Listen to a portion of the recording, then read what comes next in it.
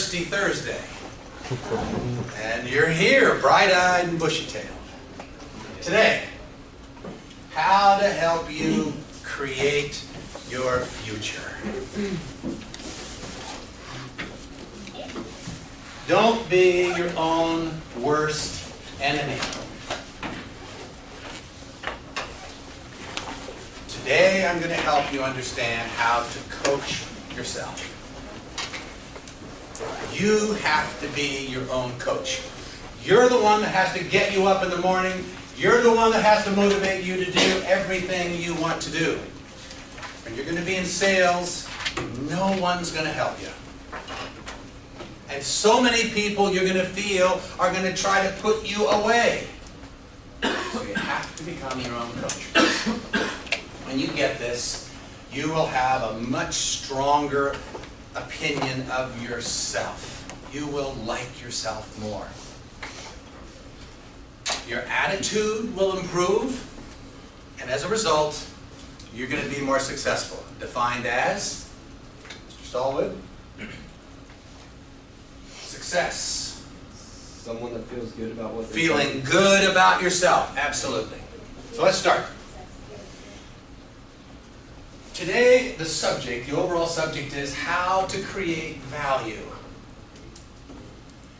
Creating value is personal to you. Now, you may have products that can add value, but you add value based upon your contribution, your thinking.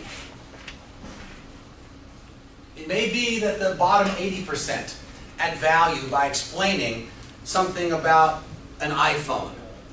But the top 20% are trying to figure out how the person can use it to help themselves in their life.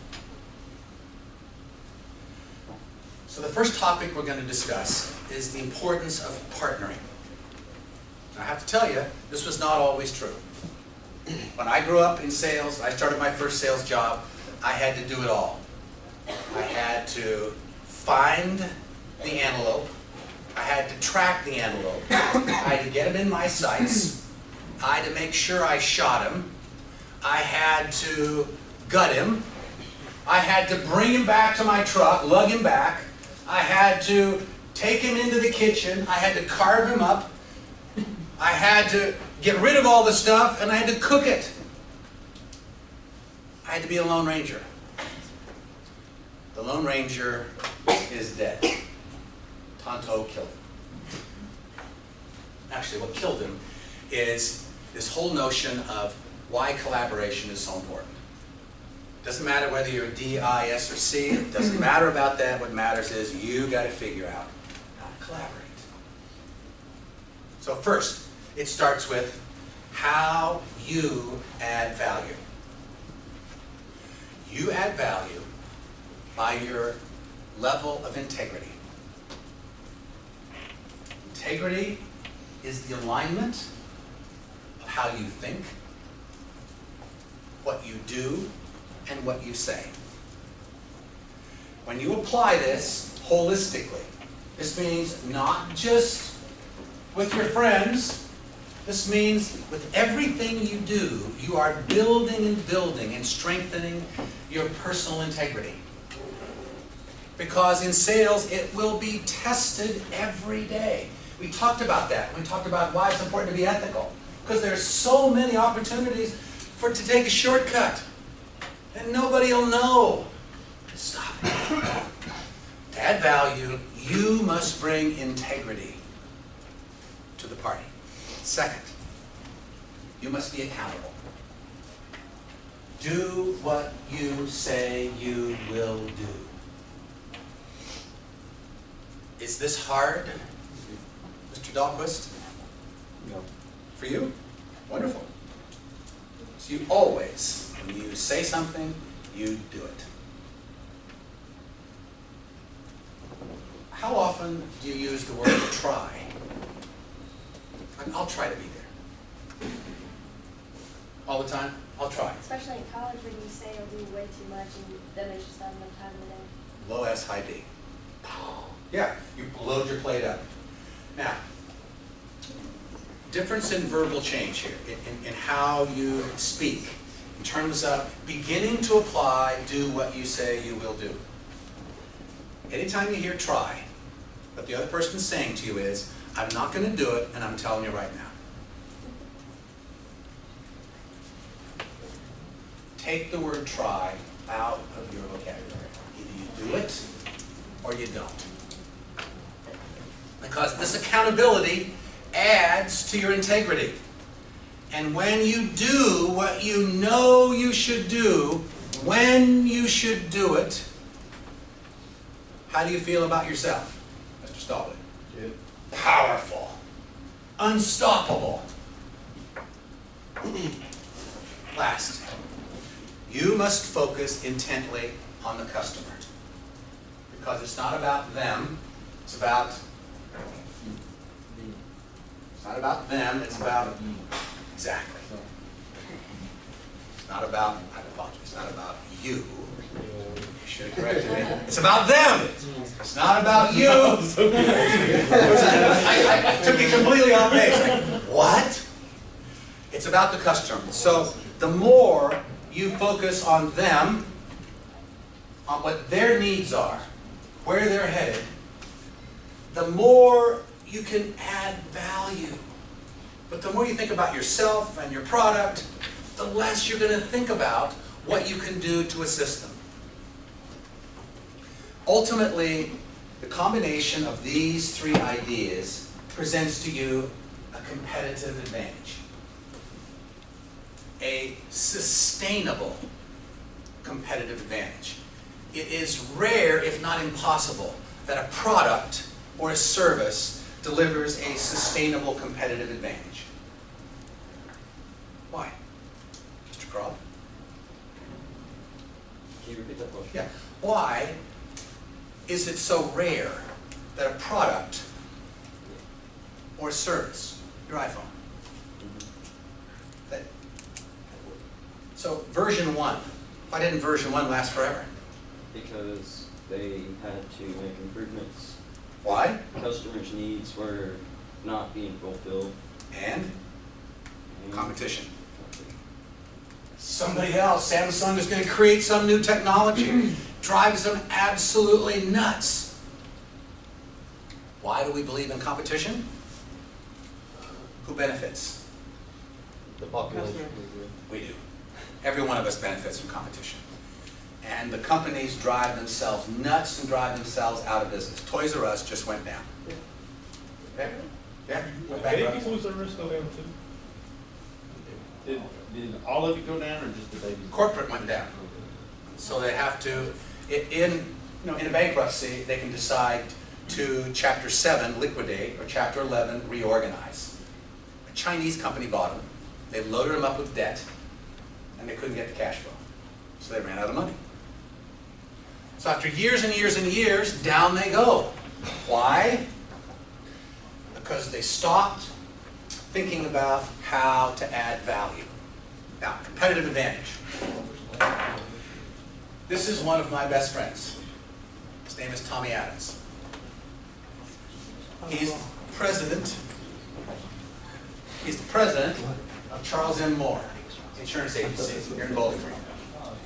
In 1982, I arrived in Bowling Green. Didn't know a soul. And shortly after I arrived, in Diddle Arena, around the top, around the outside, they used to have expos. And people would set up booths. And so they had the business expo. And so I walked up, didn't know people, and so I was trying to shake hands and meet people. And I walked up to the future business leaders of America. A bunch of high school kids. I thought, never heard about this. This sounds interesting. So to the group I said, is the minimum wage a good thing? And this tall, lanky fellow popped out and he said, no, sir, it's not a good thing. I said, why? And he correctly delivered the right idea for why the minimum wage is a bad thing. Do you remember? Well, sure. Well, sure. The reason it's a bad thing is that employers, if they raise the minimum wage, then employers will supply a minimum wage to a person who doesn't know very much. But that's where you start. And then if you do well, then your wage rises. But if you increase the minimum wage, there are certain jobs that are only worth to the employer that minimum wage, so he decides he can't hire people at that wage, at the higher wage. That's you. So it's horrible on young people who don't know very much. He popped it right out. I said, wow, I'm Chris Derry. I'd like to know you. We've been best friends ever since. So I just texted Tommy, and he works with me in 424 and 425. It's always coming up here, because we're such good friends. Well, he's also my insurance agent. And he has my property insurance. So Hurricane Charlie dropped a lot of rain, like 10 inches. And rain got in my chimney cap, down inside, hurt the drywall in Nancy's loft, my wife's loft. So I had to fix the cap. So I just paid a guy $760 yesterday to fix the cap and reseal it and all that sort of thing. It's all done. Mr. Upton helped me a little bit, a couple weeks ago. So, and I'm going to have to replace the drywall and do this and that. So I just sent him a text message and I said, I got this and this and this. Should I make a claim? What happens when you make a claim on your property insurance? Your rates go up. I don't want that. And I have a $1,000 deductible. So he said, you know, he said, Chris is going to maybe a little bit over $1,000, but if I were you, I'd just pay it. Thanks very much. That's what I do. Because I trust him. I know he's going to give me the best advice. So integrity, accountability, the focus on the customer gives you the potential of a competitive advantage that lasts how long? Your whole life. State Farm sends me every other day. They send me an envelope. Wow, we want to bid your auto insurance. No, Tommy's got it. Another example. My office burned down in 1996. Before. I was at a Lady Topper basketball game Sunday night. Went by my office. It was close to where Cracker Barrel is. Old building. I went in, got some stuff because I had to go to Louisville the next morning, and shut the door. Unbeknownst to me, there was a smoldering electrical problem. Fresh air, got fresh oxygen. I shut the door. 10 minutes later, poof, up the building went. I didn't know it. So I came in the next morning, drove in. There's a little convenience store out front, so I went to get coffee, and I said, hey, Lita, how you doing? She said, didn't your office used to be back here? I said, yeah, it still is. She says, Chris, it's on fire.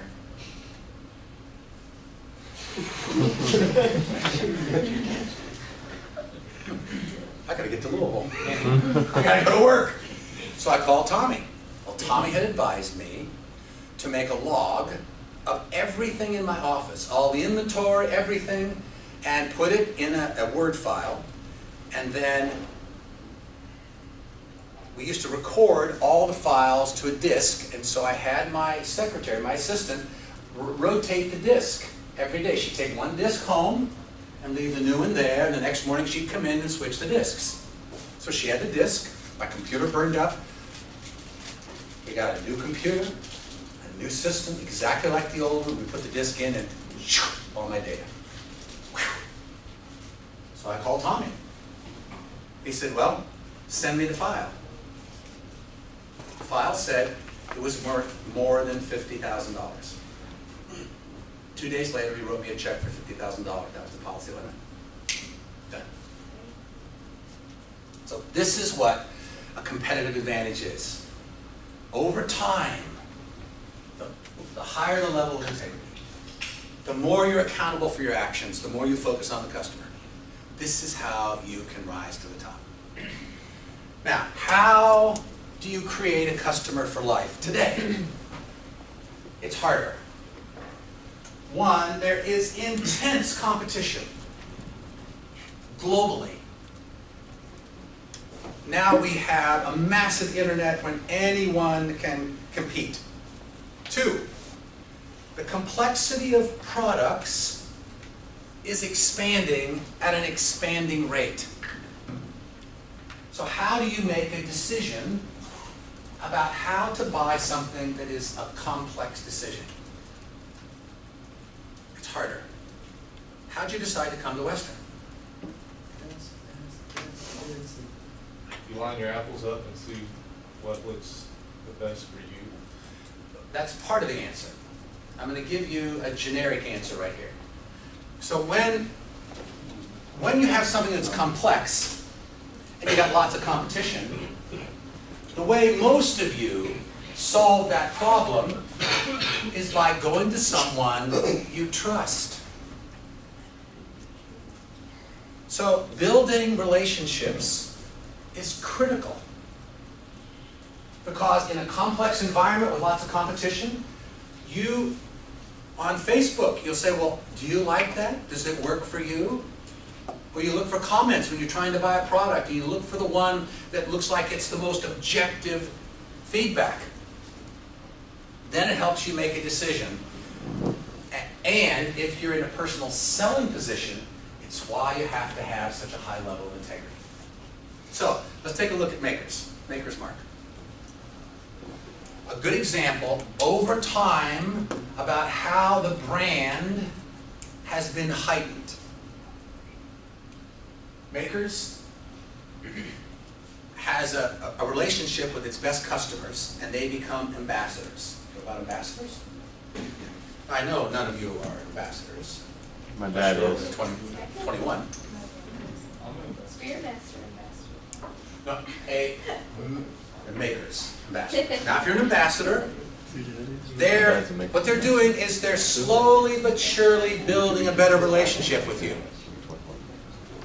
When you're an ambassador, once a year, they send you they sent some ice cube trays that made a round ice cube. You got one of those, Mr. Roush? My dad did. Gotcha. So you put it in the freezer, and it's a big red thing that says Maker's. And every time you look at it, what do you think about? alcohol. Maker's. You think about, oh, should I have? No. I have one now.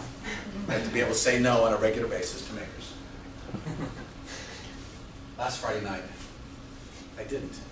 That's why I can't find my glasses. That's the truth, you know.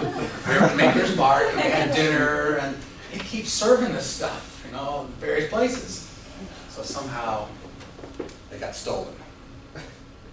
I lost them, I think. So Maker's is slowly and surely building that relationship, right? So ultimately, what they want is when you go to the liquor store and you're going to buy some bourbon, and there's massive competition, massive complexity. This bourbon is from one barrel, and the experts said this barrel was the best one, and now this cost $100, this cost $80. What do I decide? Maker's. Because of the deep brand that they have made with me and others. Next, let's examine how you think as the input to how you can add value. This is the fight between the old caveman brain at the brainstem and the cortex. So, this is totally up to you. 100%. This is you making decisions about what you're going to do, what you're going to say. So it's not about where you're from. It's not about whether you're from Meade County or you're from Davidson County. That doesn't matter. It doesn't matter if your parents were rich or poor. It doesn't matter if your brother's in the penitentiary. It doesn't matter if your sister is at Harvard. It's up to you. So all of us have a self-concept about virtually everything that we look at and deal with. We have a self-concept. So I'm going to help you understand this concept because I want you to write from 1 to 9 on your paper. And I want you to give yourself a score on self-concept on 9 different attributes. 1 to 9. 1 to 9. 1, 2, 3, 4, 5, 6, 7, 8, 9. And you're going to rate this attribute from 1 to 10. So if I mention the attribute of, we're going to start with this one. How strong are you? What's your self-concept? If you have a very strong self-concept, Mr. Wiggins is going to say 10. I am strong. Now if he says 2, he's got a problem there. Which means, well, I'm not as strong as I need to be if I'm going to go to the NFL. So what's your self-concept on strong? If you don't think you're very strong, then give yourself a 1. It's not an indictment. This is just the Physical strength. well, you decide. What's your self-concept around how strong you are? Okay, so if I think that I'm mentally strong, Of course, it's your perception. How strong are you? Give yourself a 1 to 10. Second, how smart are you? And no one's going to look at this, don't worry. Next, how attractive are you? Handsome or beautiful? You got a self-concept, right? How funny are you? Number 4. 1 to 10. That's your self-concept. It's not right, wrong, or indifferent. It's where you are right now. Yeah. That's okay. How about how caring you are? 1 to 10.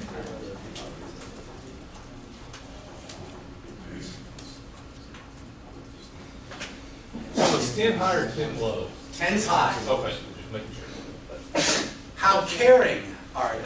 How outgoing are you? How outgoing are you?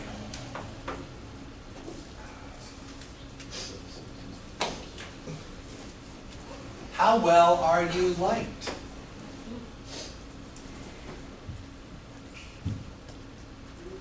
How disciplined are you? Last, how powerful are you? yeah. How powerful? So, no, hold on a second. Can you use it in a sentence? Is that 10? It's just 9. Okay. Now,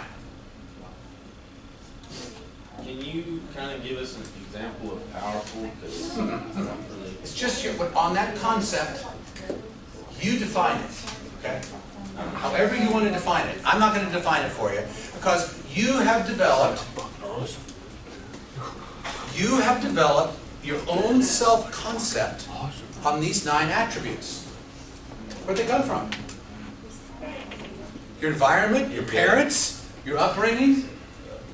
How many of these were you born with, Mr. Lawson? A lot. How many of these, of your self-concepts, were you born with? I was definitely born attractive. Sounds like a 10 to me. I was born outgoing. Hold on a second. No, you're With the self-concept? Were you born with the self-concept? No. No. We're not born with any of these, so every one of these is developed. Your name. So if we didn't get them at birth and we've developed them, that means we adapted to them. Can we then increase or decrease our self-concept on any one of these? It's totally up to us, right? So, Dr. Phil says this: the past reaches into the present and programs your future by your recollections and your internal rhetoric, how you talk to yourself, about what you perceived to have happened in your life. The boldness on perceived is mine. Is it real? Are the ideas that have created your self-concept, are they real or are they imagined?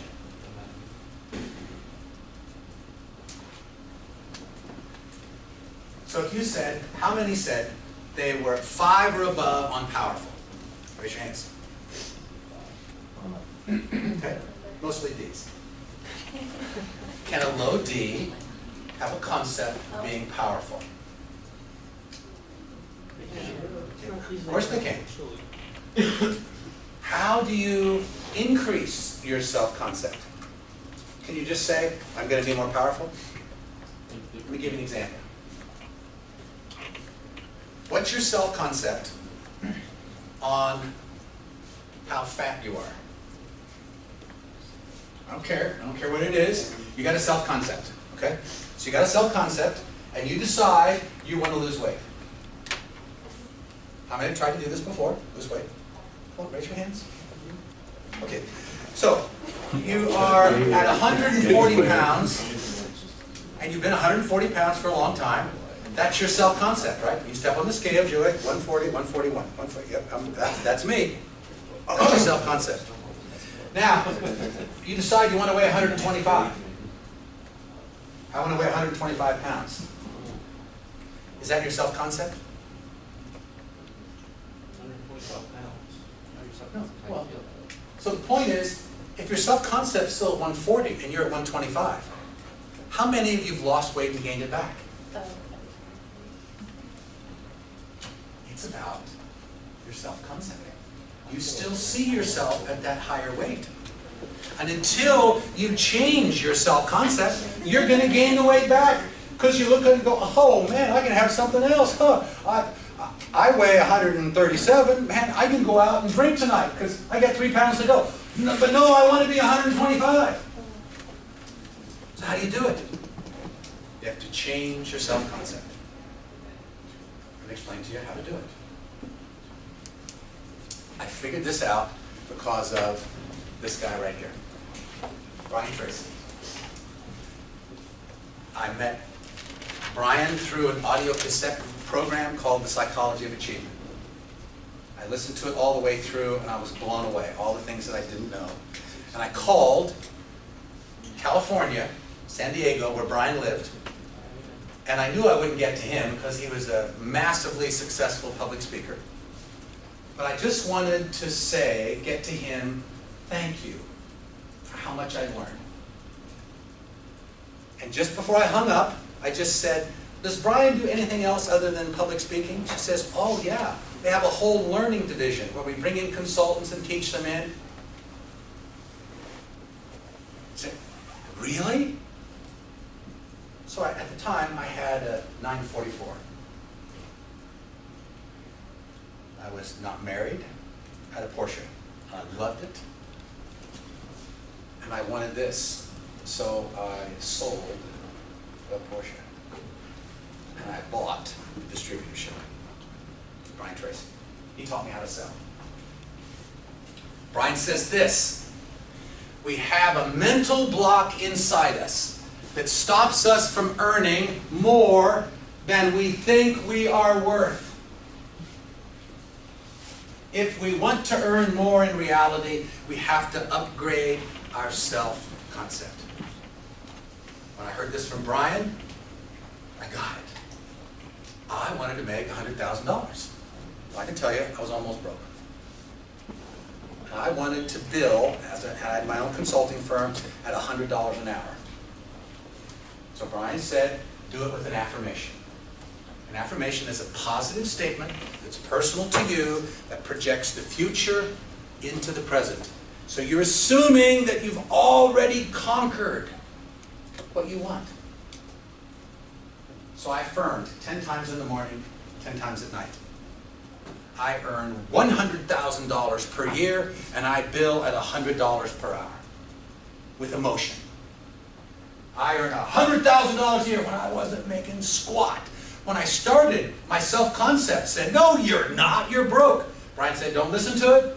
You got to reprogram that subconscious brain. 10 times in the morning, 10 times at night. 10 times in the morning, 10 times at night. 21 days.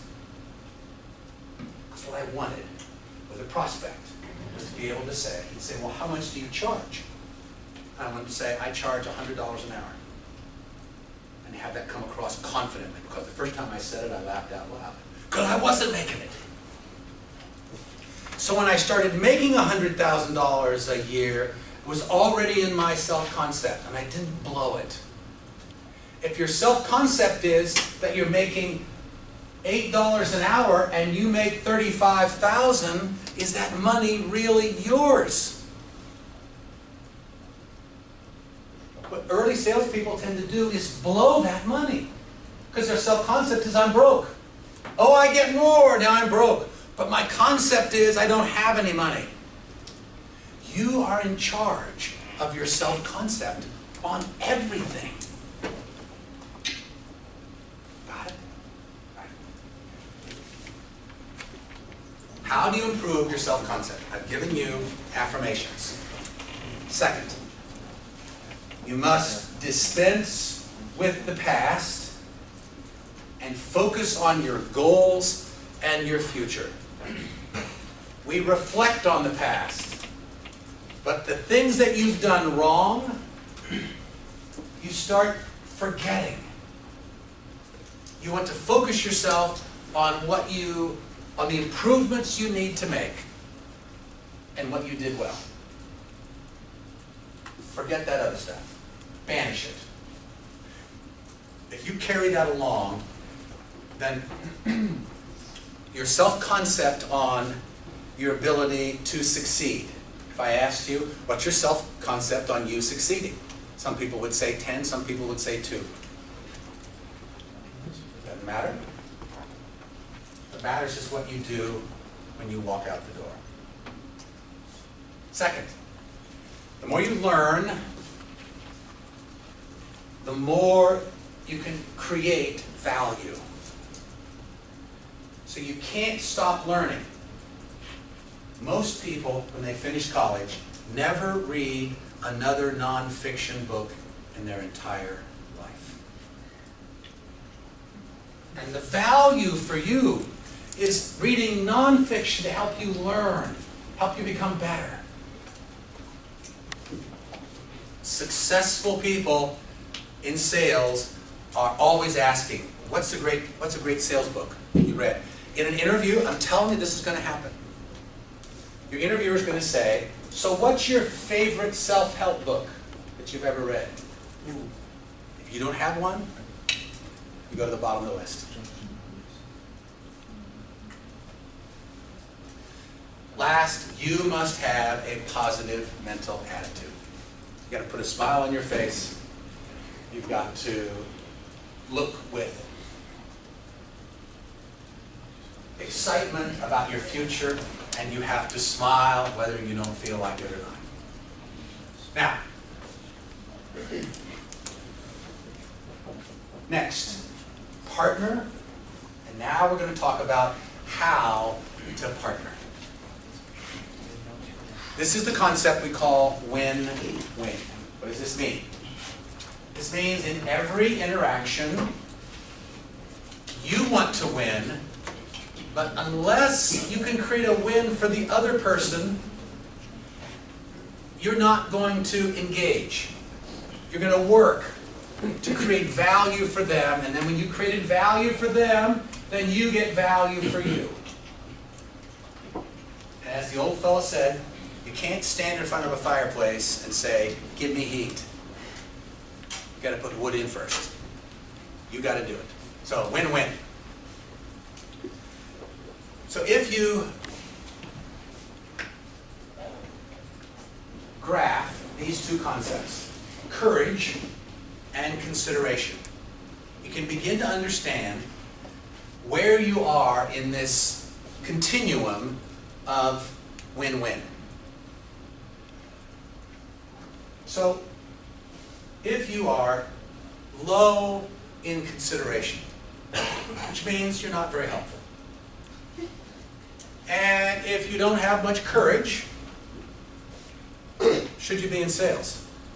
Well, you're going to have trouble. But if you are, then we call this stage of avoidance, right? I don't have much courage, I don't have much consideration. Are those under your control? Stop that. It's a decision you're making.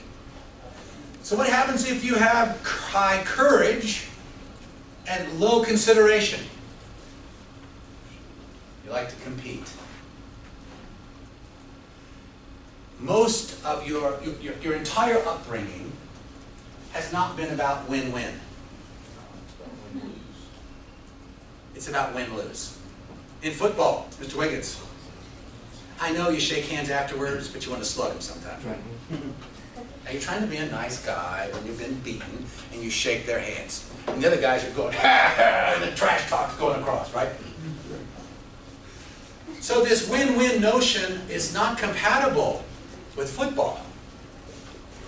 Is it compatible with almost every sport you've been engaged in? No. Soccer does. They have top pass sometimes. That is true. They have what? That's European style. Hold on, we're going to get to that. But we've been raised with win-lose.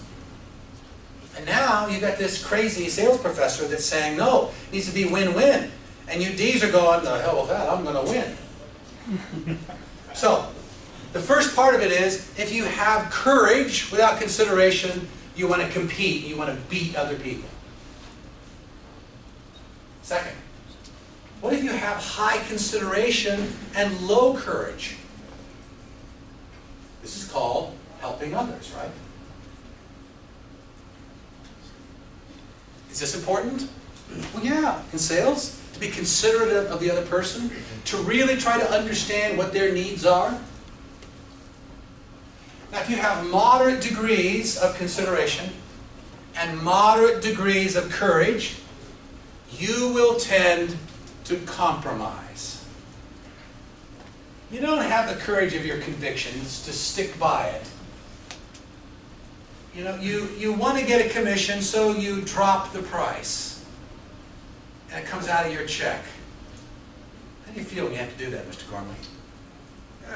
It's like kissing your baby sister. Okay. Okay.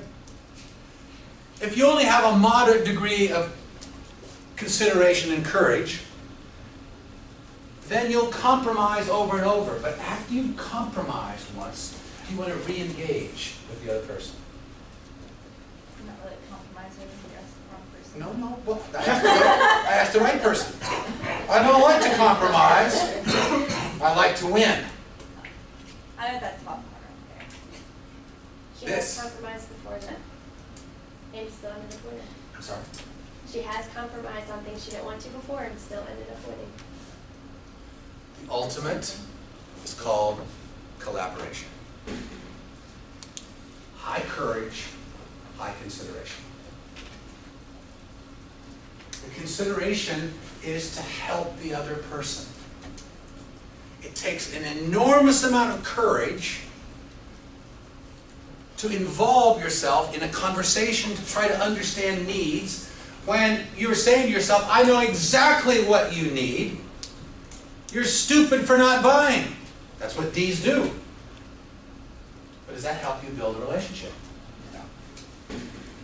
So D's need to learn the value of consideration. And when you move there, then this notion of cooperating and collaborating emerges.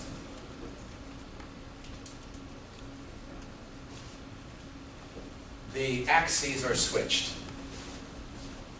So in this particular one, I've got courage on the bottom and consideration on the top. It's the same thing. What it helps you do is understand where you are today. If you're high in courage and low in consideration, then naturally you tend to go for win-lose. If you're high in consideration, low in courage, lose-win. What's lose-win? They lose, you win.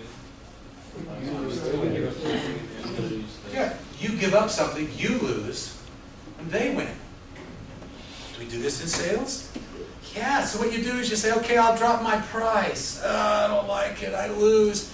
But if I can help you win, then maybe next time when I'm here I can raise my price. Is that right? No! You have to defend your price. Because if you do it once and you have to do it over and over and over and over and over, and every time you go in you go, oh, I'm not going to make any money. So, you must strive for win-win. Now, this is a conversation we're going to have at length in Marketing 424, Salesforce Management, because we use Stephen Covey's book, The 7 Habits of Highly Effective People, for which this think win-win is one of the 7 habits. So I'm just introducing you to the concept right here. As a matter of fact, I think the text quotes Stephen Covey about this concept. So now let's talk about this notion. Again, we're thinking about how to add value. Daniel Pink, in your text, quotes the notion of the fact that you should be an empathizer, right? But if you look at the footnote, you'll notice that comes from his book in 2005. By the time he wrote To Sell Is Human in 2013, he had learned that while empathy is important and is a product of those people who have high helping others, who are considerate, it negated how you help someone who doesn't have natural empathy to feel their way into the conversation. You can't. So he looked at his research and he discovered that those people who can gain perspective, so that they can cognitively, they can ask questions that help them understand where another person is,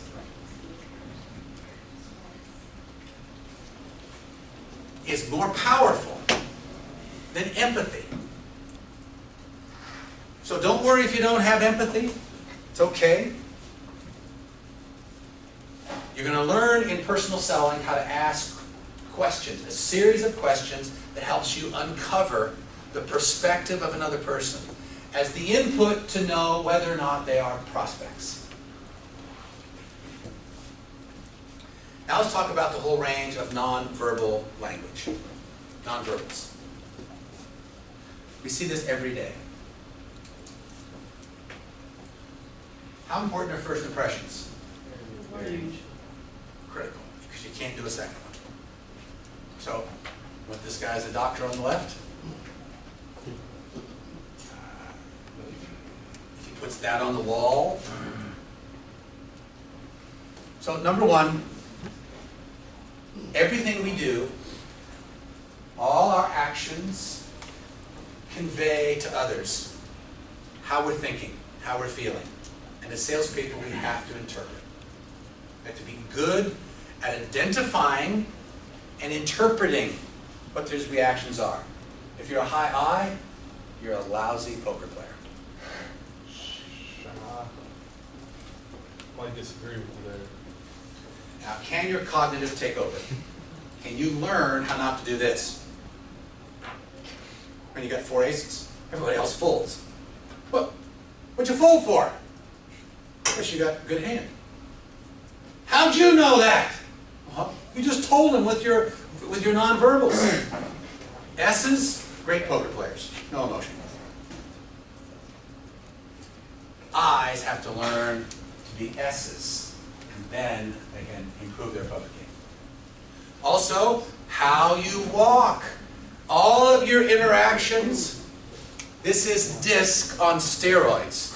If you just learn DISC, and then to how people are walking and talking and their body language, you can identify ahead of time what their dominant factors are. How important is that? Because then you can predict how they're going to respond. 80% of communications between two people are non-verbal. You will gain trust with someone about how you do things. If, for instance, if someone lies, we have a special receptor inside. And the receptor, when someone won't look us in the eye, or they say, oh yeah, we guarantee that. That was not right. Now we do it consciously? No, subconsciously. We're trying to interpret all the time. That's why you have to have complete integrity. Because at every step, you are being honest, and then they feel it. Let's go over shaking hands. I know this seems kind of silly because we've shaken I hands. hate the limp fish. So how should we shake hands? Number one, When you do, you maintain 100% eye contact. You don't look over here, you don't do this, you don't do that. Because when you do that, it loses confidence. That first impression gets melted away like, oh, he wouldn't look me in the eye. I wonder why she was looking down. What was she looking at? Second, firmness. Now my old buddy, Len DeLotus, I met him here, it had to be 1982, and he had a vice grip. And he had to be 75 years old. And we'd go to Rotary, and he'd see me coming, I'd see him coming, and we were going to shake hands, and I got to tell you, he was quick, because here's what he'd try to do. He'd get him down here, and he'd squeeze! He'd go, ah, you got me, Len! Yeah, I sure did. Two D's trying to compete. So I had to, when we shook hands, I had to make sure it was deep and firm. So the next thing is, now firmness. How firm should it be? It's not about you. It's about them. So when you engage, when you squeeze as much as they do. Do not break them. Do not try to put them to their knees. And guys, you don't impress a female when you crush her hand. And listen, you get no points. Now, if she's in sales, she'll hate you, but she'll smile. Now, what if they go in for a regular handshake and a girl's hand, like, she just kind of shakes, like she said, a limp fish? She doesn't know. You just kind of limp fish it back? No, but you don't make her wince. You go as deeply as you can. The next one is you got to go deep, okay? You got to go deep in the handshake so that it's a firm grip.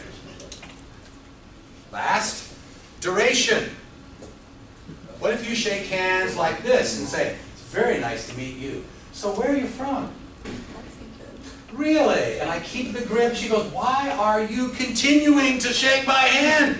Like, what's all that about? And you're completely distracted.